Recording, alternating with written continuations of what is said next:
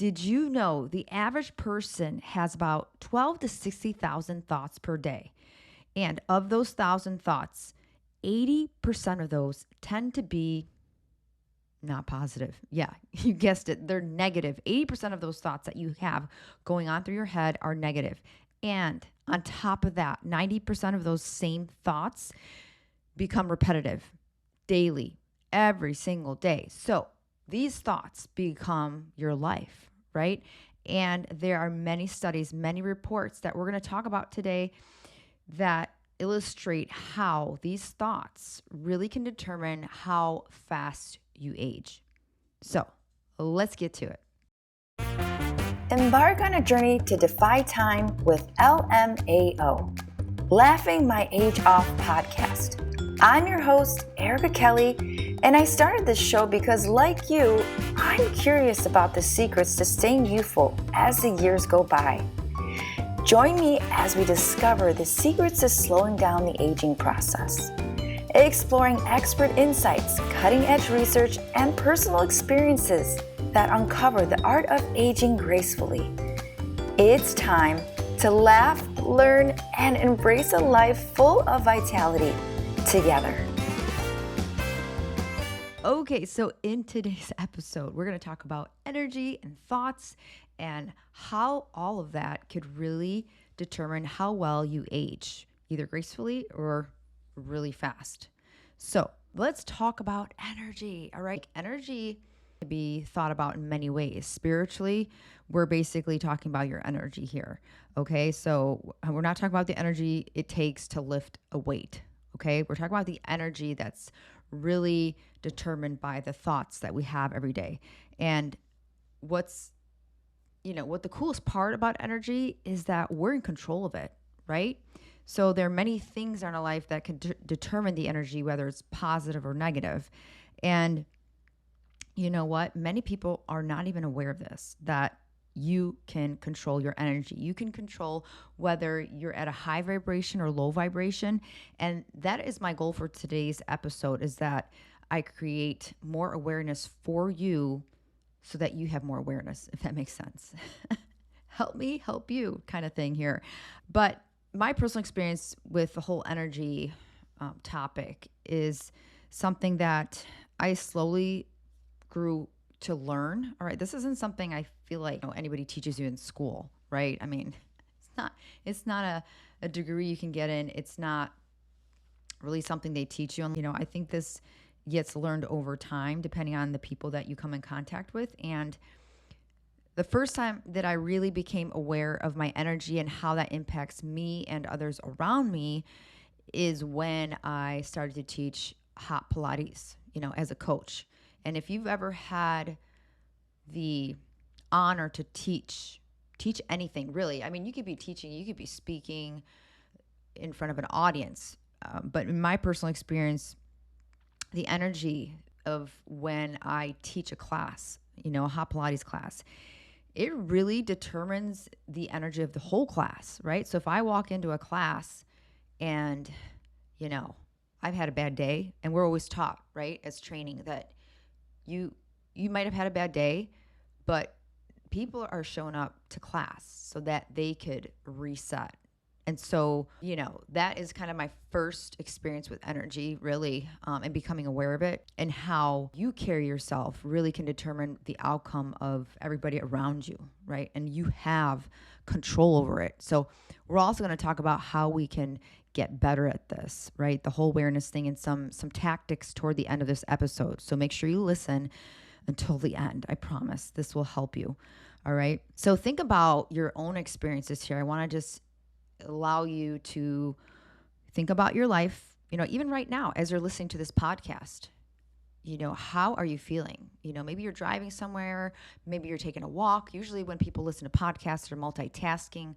At least I know I do.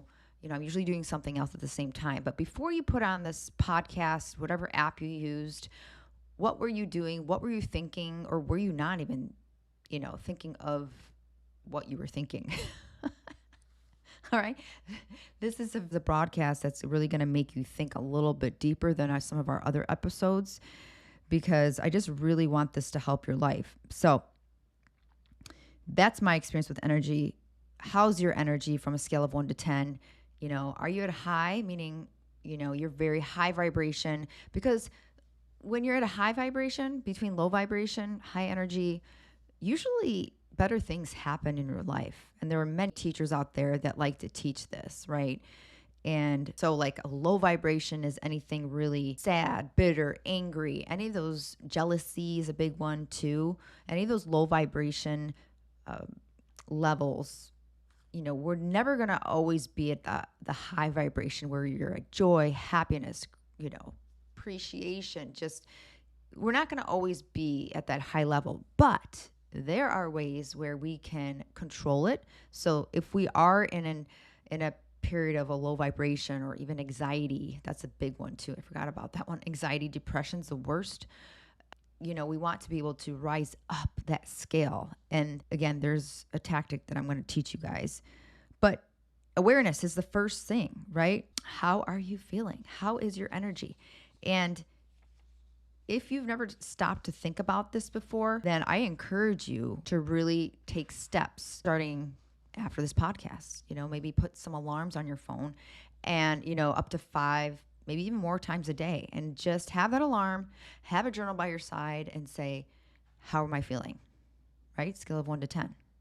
If you're at below a 5, ask yourself why, and really get to the source of why you're feeling that way. Because the reason why I'm talking about all this in the beginning here is because I'm setting you up to understand that if you are having more low vibration, more negative feelings, thoughts, that's going to create that low energy, and that low energy is going to really impact your health. Okay? So let's move on to the health part, and where there's actual science to back this up. So researchers are finding that mental patterns could be harming your telomeres. All right? Telomeres. All right. I'm going to take a pause and talk about telomeres for a second. So telomeres, DNA lives at the ends of these chromosomes, which we call telomeres. Their purpose is to keep the genetic material from unraveling. So I like to think of these at the, your shoelaces, right? At the end of your shoelaces, you usually have those caps. So those are your telomeres. So if the ends of those break, that's the end of your DNA dividing. Cell division, right? Cell division is what we need to continue to live. So when these telomeres start to become short, the cells stop dividing altogether. I know. Isn't that crazy? Let's just take a pause right there and think about that. You really don't think about cell division and telomeres, but we are today. And so there's many reasons why telomeres become shortened over time. But for this broadcast, there's lifestyle decisions, even beyond genetics. A lot of people think it's all genetics. No, there's also lifestyle changes and just decisions in your life that could really, help support and lengthen the telomeres. These scientists, specifically researchers, including Nobel Prize winning scientist Elizabeth Blackburn, she's found that telomeres can lengthen, and that lifestyle factors such as diet, exercise, and stress management can influence this process. But specifically, there are 5 negative thought patterns we're going to talk about today. There's 5. And I think I could, raise my hand to experiencing each one of these, and you guys will have to see for yourself. But I don't stay in these thought patterns very long, and especially after the last few years, I've really reduced most of these. But these 5 thought patterns are known to increase risks of disease and early aging. So they go on to say that promoting awareness of these thoughts, like I'm suggesting, mind-body exercises, and can actually enhance the stress resilience to the shortening of the telomeres. So let's go on and talk about what are some of these thought patterns. So starting with the negative thought pattern, number 1, it's cynical hostility. Okay, cynical hostility. Scientists have learned that several thought patterns like this one to be unhealthy for telomeres. And cynical hostility is defined as high anger and frequent thoughts that others cannot be trusted. So if you're hearing this definition, do you feel like that's something that describes you or maybe somebody you know? Okay. This is also something to make people aware of, maybe that you're close to be like, dude, your cynical hostility is going to make you age faster. And there's specific things that happen to people who, have these thought patterns on a consistent basis. So we're going to get into that here. So what is cynical hostility? Like an example of that? Well, it's somebody that, let's say, for instance, doesn't just think that, let's say you're in a grocery store, and they hate to stand in long lines. And then they see somebody that maybe is deliberately trying to speed up and beat them and to cut them in line. So, people are thinking that someone is really out to just one up them, and that, they're angry all the time, right? They're angry and they feel like just people are out to get them or be better than them. And just, you can just feel that negativity, right? So that's kind of an example of cynical hostility. It's just, think about somebody who's just already angry, doesn't like to stay in line. Let's say you're in a Starbucks line, and then you think that maybe somebody's coming in to pick up their coffee in the where you order it ahead of time. And they think they're cutting them in line or something, and they blow up. You've seen these types of people. It's pretty crazy, right? So these people who score high measures of cynical hostility tend to get more, ready, cardiovascular disease. So I can see how that's bad for the heart. Your blood pressure goes up, metabolic disease, and they often die. If you're looking at statistics, these people die at younger ages, and they have shorter telomeres. Okay. Really, when it gets down to the science, it's a shorter telomeres. And I just all of a sudden have this reflection of someone in my life, in my past, right? It was, and I think they passed away, actually. I don't know if anybody was listening who went to grade school with me. St. Isaac Jogues over in Niles, Illinois. But I used to play the trombone, and his name was Mr. Stepanek. I mean, even that name is kind of has a little cynical hostility to it. Mr. Stepanek. Okay. I played the trombone. I know. I never wanted to play the flute. My sister Monica, if you're listening, you played the flute, but I always wanted to be different. I don't know. It's like, I always thought it was cool to play trombone because I was really fascinated how there were no keys on it, right? It's like, that looks difficult. Let me do it. This broadcast is brought to you by Holly's Boutique. We believe that fashion should empower, uplift, and celebrate individuality. Our carefully curated collection is a testament to this belief. We offer everything you need for a style upgrade, from comfortable casuals to elegant ensembles, and we strive to make women feel confident and look great in every moment. We do have a brick and mortar store in Fort Myers located on 9671 Gladiolus Drive, but we also do our Holly's Boutique live. So this is a new concept. If you've never shopped online, this is kind of like your new age of the shopping network. So you can interact with us. We chat with you. It is super fun. I'm a part of these lives, and we put on the clothes, everything. If you're watching this on YouTube, you will see that I'm wearing everything here is from Holly's Boutique. These are my favorite pair of earrings. These are your tassel earrings. Right now, they come in this nice, like ivory rose color. And then we have the hematite color. These are my favorites. They're so lightweight. Okay. If you're like me and you don't like heavy earrings, these are super cute. Okay. We've also sell plenty of clothes, from tank tops, even sportwear, dresses, skirts, skirts, everything, shoes, you name it, we have it. And so it's a really fun experience. So you can find us through the show notes here. We will have links to Holly's Boutique app. We do have an app. You also have the hollisboutique.com that you could shop with us. But we go live Tuesday, Thursday, and Sunday at 9 p.m. Eastern Standard Time. So If you would like to be a part of that, we would love to have you. It's a super fun time that all us girls get together and do what we love to do, and that's shop. So, and I'd like to offer you a promotional code that you can use using Erica10. That's ERIKA 10, and you'll get 10% off your first order. So, we'll talk to you soon. Bye. Mr. Stepanek, getting back to cynical hostility, he was definitely a definition of that. And I just want to explain to you why I think that is. He always had a temper, right? He was angry before he even like walked into class. So don't know, looking at it now, he probably had issues, obviously. Maybe there's some things going on in his life and he just took it out on all the kids. I mean, but first of all, don't be a teacher if you don't like kids. But he was always angry before he walked in. He was always yelling at us. I mean, we were just the most, and this was a private Catholic school, so we were the most, first of all, we were good to begin with. I mean, if you're in a Catholic school, you know what I mean? At least back in the 90s, you were good. You were a good kid in Catholic school, or they would just like kick you out.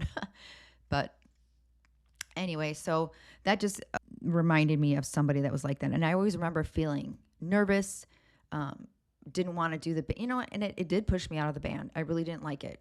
I didn't like it at all until we switched schools. And then, we gave the new instructor a chance. My sister and I were like, oh my God, band is like actually fun. And he's so relaxed. Mr. Rizzuko, he was the new band teacher, and it was just so night and day. But I want you to think about anybody in your life that's like that and just realize that, like, whoa, you can see how that can age you faster, right? And so going on to some of these studies, they say the most hostile, they're talking about more about men here in this study, in a study of British civil servants, okay?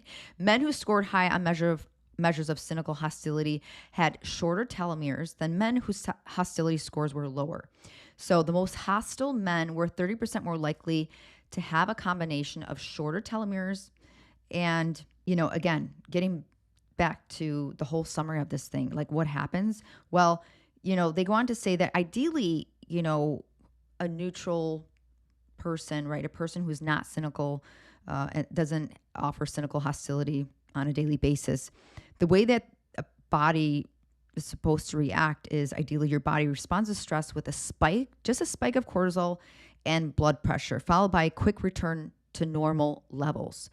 So when you do get stressed, you're supposed to hit some cortisol, a little bit of blood pressure, but then you go back to normal levels, right? But instead, these men in this study who were exposed to stress, their diastolic blood pressure and cortisol levels were blunted. And so that was a sign that their stress response was basically broken from overuse. So you're basically breaking the natural way your body's responding to stress, okay? And so instead of their blood pressure going back to normal, it elevated for a longer period of time afterward. So you're sitting in the aftermath continuously. And if you think about somebody's mood, getting back to Mr. Stepanek, the angry band instructor, and I just remember, but I'm putting up my finger because he would have that stick, right? Whatever that called, the thing where they orchestrate a band, and he would hit the top of his stand all the time, like he was hitting, like he wanted to hit somebody.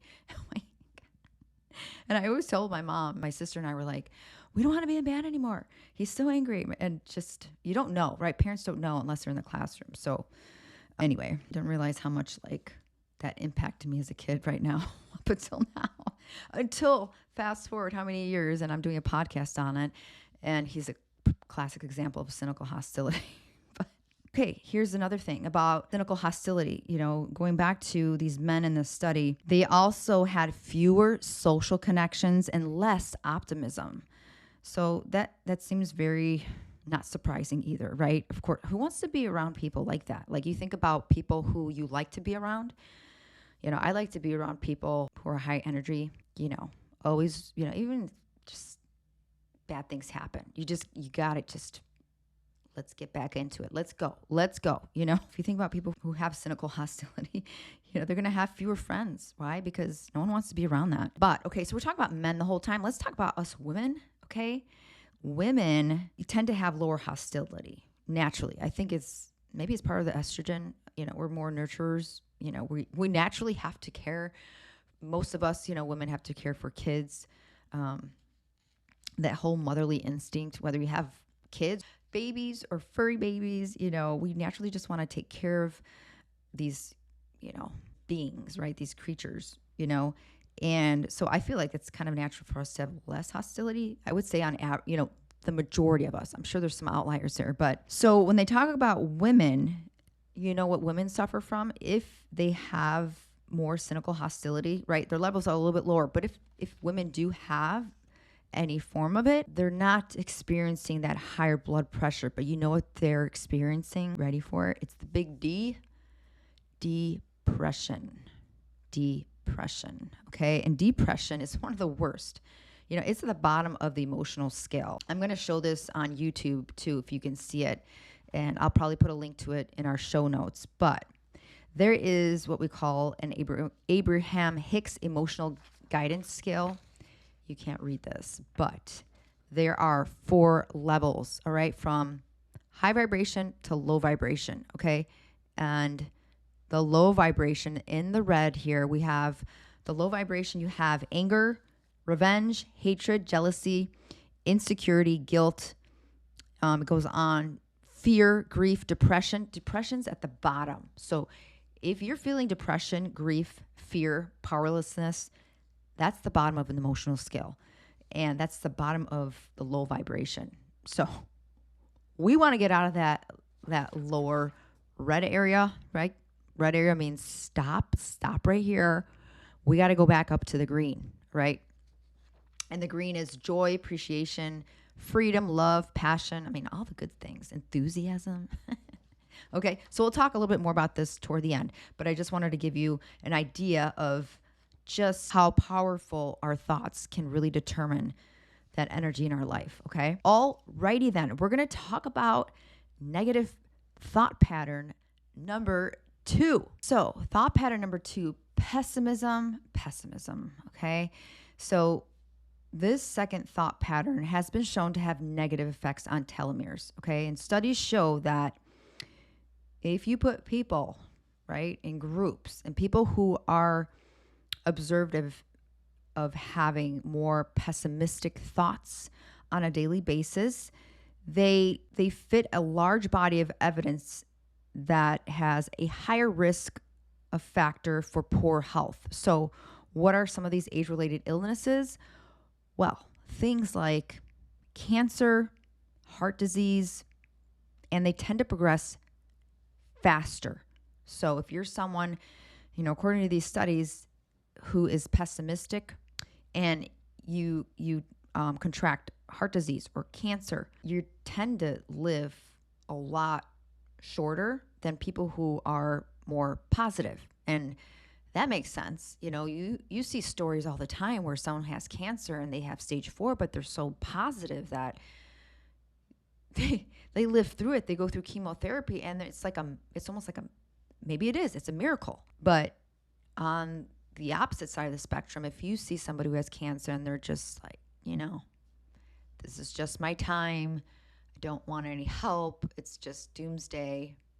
You know, and I can see both sides of it. But depending on how you treat this will determine your energy, right? And if you think about cancer, I hate cancer. Like all these years, like why can't we have a cure for cancer? We can cure everything else, right? Just about. Cancer just takes so many people away. But getting back to pessimism, you know, here's the thought. If you ever hear about somebody close to you that's, you know, has bad news, like some of these age-related illnesses, talk to them about ways to stay in that higher energy level, high vibration level, because it will help lengthen their lives. All right, we are quickly moving into negative thought pattern number 3. Okay, rumination. Okay, rumination. So the act of rehashing problems over and over again. This is the third destructive thought pattern that we're going to be talking about.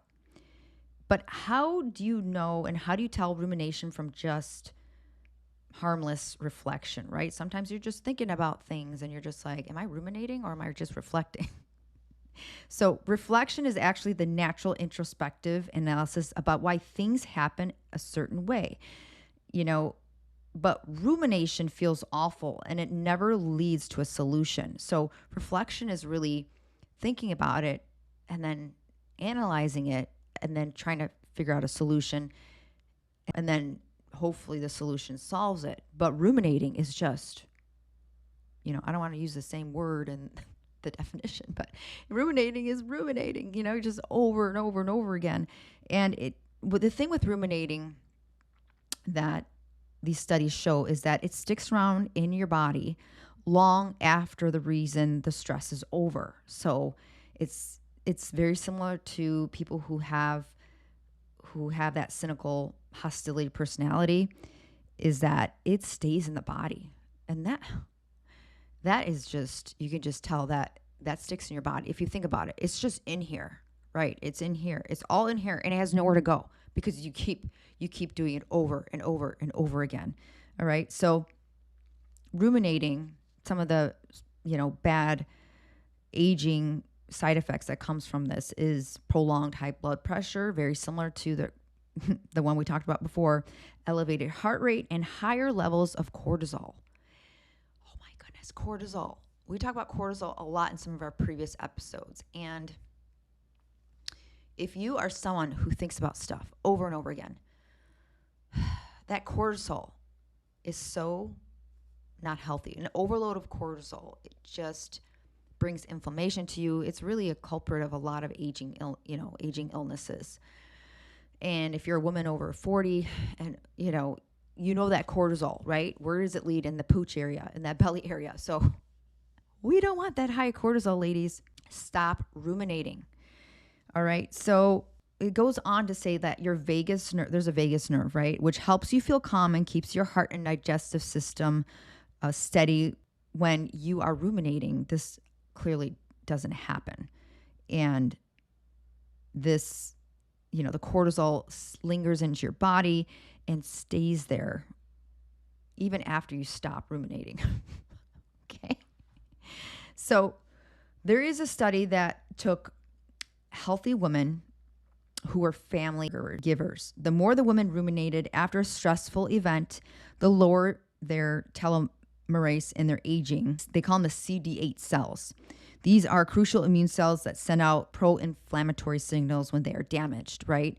So people who ruminate experience more depression and anxiety, which in turn are associated with shorter telomeres. So the long and short of it is it all comes down to the telomeres, all right? But it begins right here with that third bad negative thought pattern, right? So let's go ahead and move on to number 4. Are we feeling positive yet? We have to think positively, okay? Let's do it. All right, negative thought pattern number 4, thought suppression, okay? The fourth pattern of thought suppression is the attempt to push away your unwanted thoughts and feelings. So let's pause right here for a second. And I want you to think about, have you ever just tried to not think about something? Because when you try to not think about something, you tend to think about it more, right? It just, you try to bottle it up and put it away for a rainy day, right? But what these studies go on to say is that if we try to manage stressful thoughts by sinking the bad thoughts into the deepest waters of our subconscious, it can backfire. The chronically stressed brain resources are already taxed, and we call this cognitive load, making it even harder to successfully suppress thoughts. Instead of less stress, we get more, okay? So what is this basically saying is that we can't just ignore things and feelings. And, I think that's where a lot of problems with addiction happen, right? We all know there's addictions to drugs, cigarettes, alcohol. I don't know what else there is. You can be addicted to anything. Not really dealing with your thoughts and feelings, all right, is something that can really lead to shorter telomeres, because what it's doing is if you think about like swallowing that thought, right? Like, nope, I'm just not going to bring it up to the surface. It's just down here, right? It's down here, and it stays there and it stays there and it stays there, maybe a few days, weeks, years, right? And you don't talk to somebody about whatever it is, or, you just let it ride for a long time.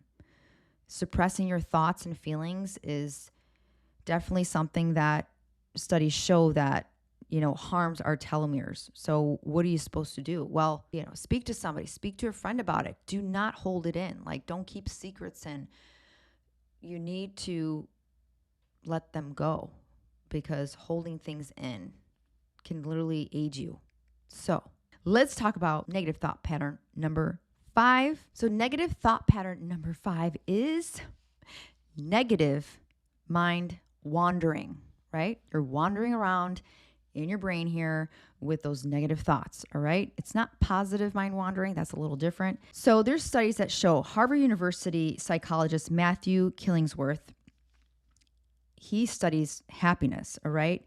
And what they found was, specifically Matthew, is that the surprising science of happiness is to stay in the moment, all right? Stay in the moment.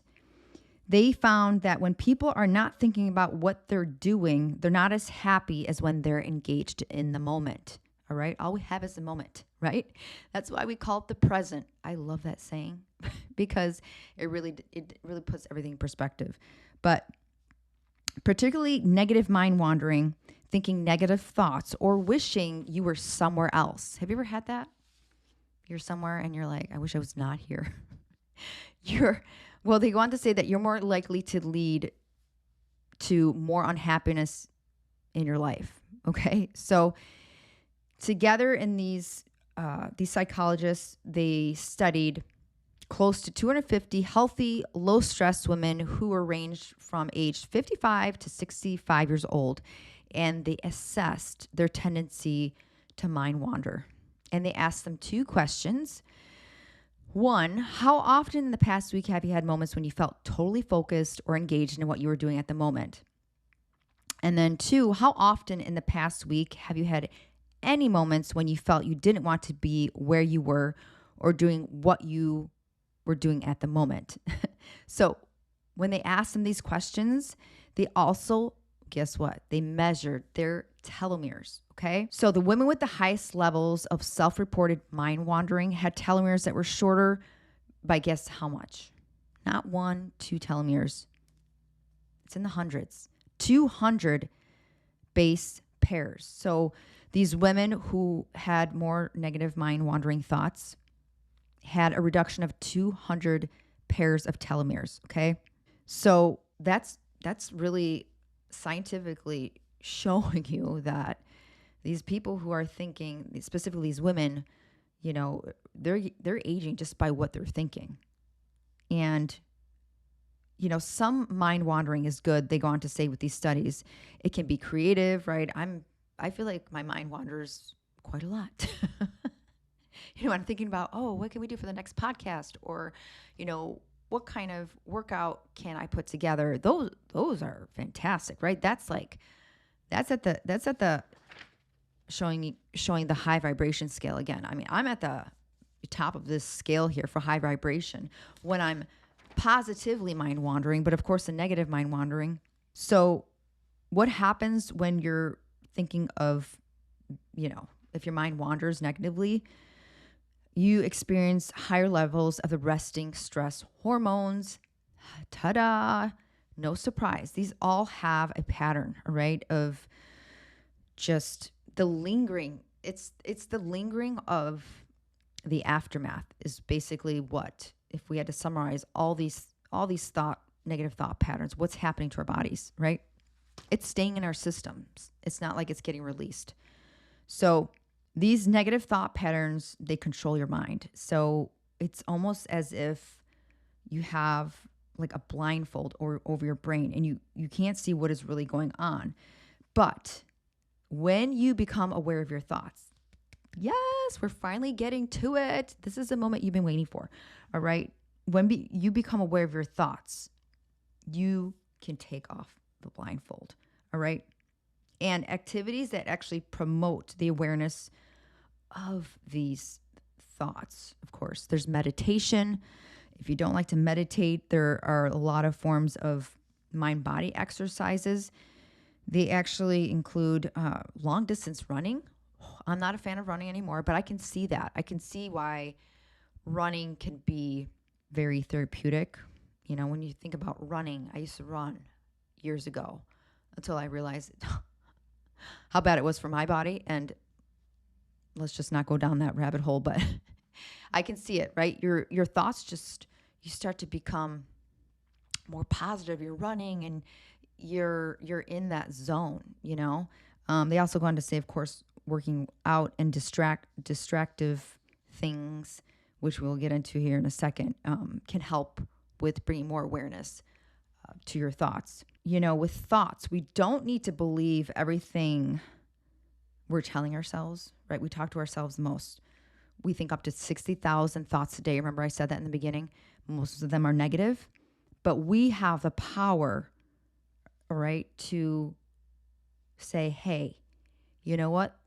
Fear thought, you know, let's just like bring up an example.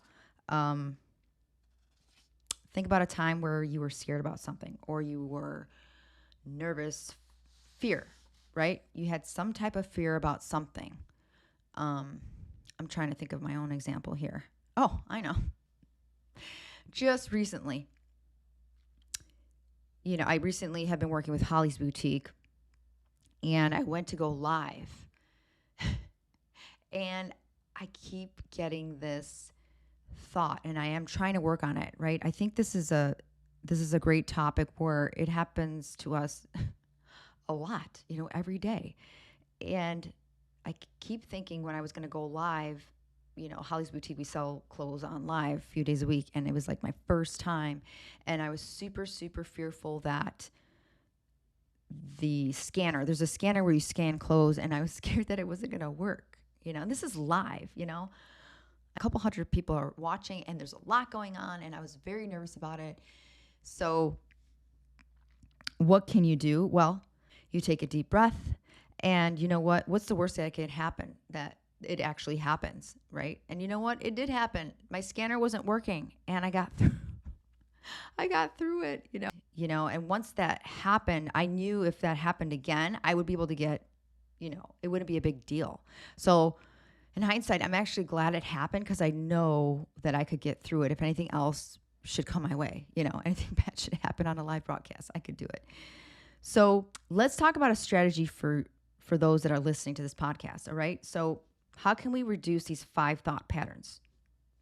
I have them broken down into 4 steps. Okay. These are 4 steps that I use. All right. Number 1 is awareness. So if you're new to the whole idea of this, you know, I've been around this for a while. So I tend to not have to create alarms for myself. But the first thing I would do if I was new to this is create alarms, which I spoke about earlier.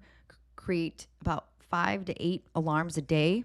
And then every time the alarm goes off, write in your journal of how you're feeling and why you're feeling it and why you think you're feeling it, right? And then have that notebook. And at the end of the day, right, after your 5th alarm, 8th alarm, how many times you want to do this, right? And it shouldn't take long. You think it might take long. It won't take long. Really give yourself a summary. Out of the 8 times, how many times were you at a low vibration versus high vibration? And again, the scale of emotional guidance will help you with that. Step number 2 is acknowledging, right? Acknowledging these thoughts. If it's fear, sadness, ask yourself, you know, why are you feeling this emotion? You know, back to my example, why was I feeling, you know, I was aware of my fear and then I acknowledged it. Why was I fearful? Well, because what if people don't know what to buy because I'm not scanning the product? You scan the product and people can buy it, right? If I can't scan it, how are they going to buy it? So acknowledging like, okay, that's why I'm scared about it. Okay, fine. So acknowledge it. But then you have to tell yourself that this is a thought that you're having. And then although you're scared about it, you want this emotion to not control the rest of your day, because it could have. It could have just been on my mind, ruminating, right? I said, okay, fine. We'll see what happens. I put that aside. You want to put that thought, that emotion not in the driver's seat, but in the passenger seat. Okay. You are the driver. Your emotions are in that passenger seat. Okay. Don't let it control you. Let it come in and just have a seat to the side of you. Okay. And there's a reason for that. It takes away that intensity, if you will, of that emotion. If you can physically think about it being beside you instead of with you, if that makes sense. Okay. So that was step number 2. Number 1 is awareness. Number 2 is acknowledge it, put it in the passenger seat. Number 3 is appreciate. What? Like appreciation. Okay. So once you do steps 1 and 2, I want you to think about, or if you like to write things down, go ahead and write 3 things that you are grateful for or that you can appreciate in your life right now. And you're thinking, why would I do that right now? Okay. There's a reason for that, because this goes back to, I'm showing the emotional scale again. Okay. If you are down here in the fearful, right? Fear is at the bottom. How do you expect to get up to the top? Well, you're not going to just skip all the way to joy. You're not going to say, just be happy. Don't worry, be happy. Although I love that song. You can't jump from low to high that fast. You have to gradually get up there, okay? And to gradually move, you've got to start appreciating something in your life. 3 things, at least 3 things, because one of them might not be as, cool as the other ones. We want to pick 3, and one of them will really be like, oh my goodness, why am I feeling so low? I've got so many good things happening in my life. So appreciate or give gratitude to 3 things. And what that does is that it will shift. Yes, it will shift. It's the same way that if I like to always say my Pilates classes is smile. Although you're probably not happy at the time, when you smile, what do? You're like, this is so silly. And then you laugh. And when you laugh, you are moving up the scale. So appreciate 3 things, because that's going to shift you up in here. Okay. I'm tapping my heart. Okay. If you're not watching this on YouTube, and I want to just add that bonus in there with the smile. Okay. That's just something that I do. It's silly. This is a fake smile. Even if it's a fake smile, that's a fake smile, right? But that's a real smile because it's so ridiculous, right? All right. And if you're listening to this, do a fake smile for me. I know it's really forced, but it works. It works. Okay. Let's do the final step to this. You had 1, awareness, 2, acknowledge, 3, appreciate, 4 is distraction. All right.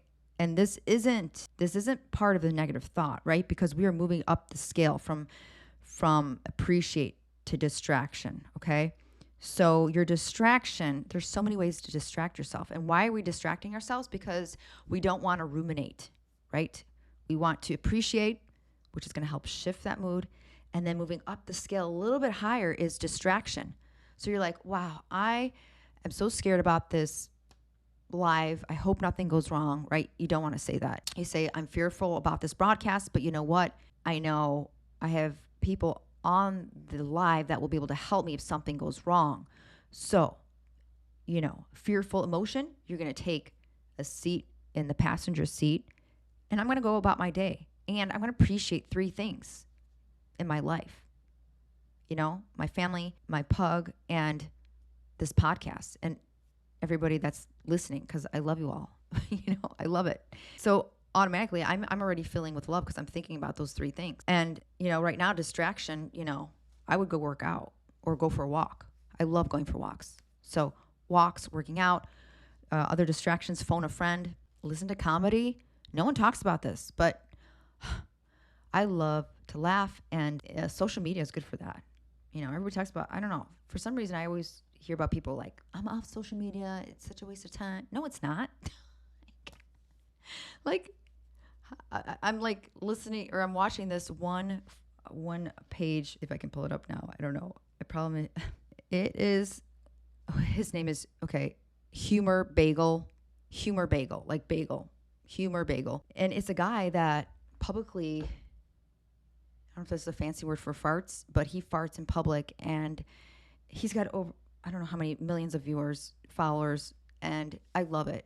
And, you know, the reactions that people have, and it's harmless. It's harmless, and it makes you laugh. And so don't underestimate the power of laughter, and, you know, making it part of your day too, finding ways that you can always have that, you know, and you can always have that with the beauty of phones, you know, technology. So I hope this helped you, the strategy of how to avoid the 5 negative thought patterns in your life, because we all want to live a lot more gracefully and not age as fast. So be aware of your thoughts and stay fit and pretty. We'll see you next time. Bye.